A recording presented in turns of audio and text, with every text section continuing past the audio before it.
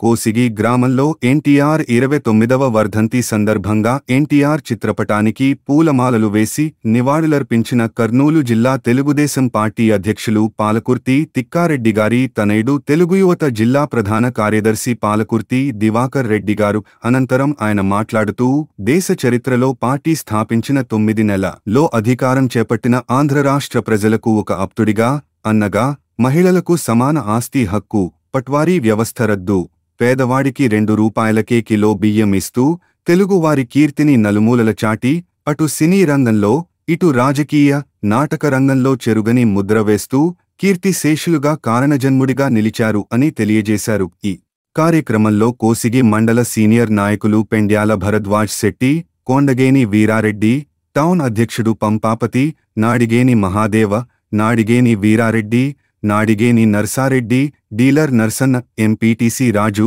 Mareppa, Ramayya, TDP కార్యకర్తలు, నందమూరి అభిమానులు, అన్ని గ్రామాల నాయకులు పెద్ద ఎత్తున పాల్గొన్నారు.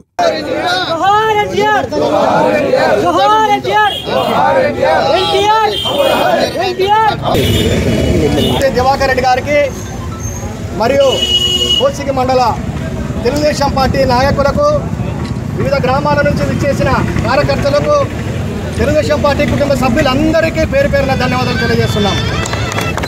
ఈరోజు తెలుగుదేశం పార్టీ అంటేనే పేదల పార్టీ. ఆనాడు 1984 సంవత్సరంలో నందమూరి తారక రామారావు గారు ఉమ్మడి ఆంధ్రప్రదేశ్గా ఉన్నప్పుడు బడుగు బలహీన వర్గాలు బాగుపడాలంటే ఒక తెలుగుదేశం పార్టీతోనే సాధ్యమని ఆ రోజు మన నందమూరి తారక రామారావు గారు తెలుగుదేశం పార్టీని స్థాపించడం జరిగింది.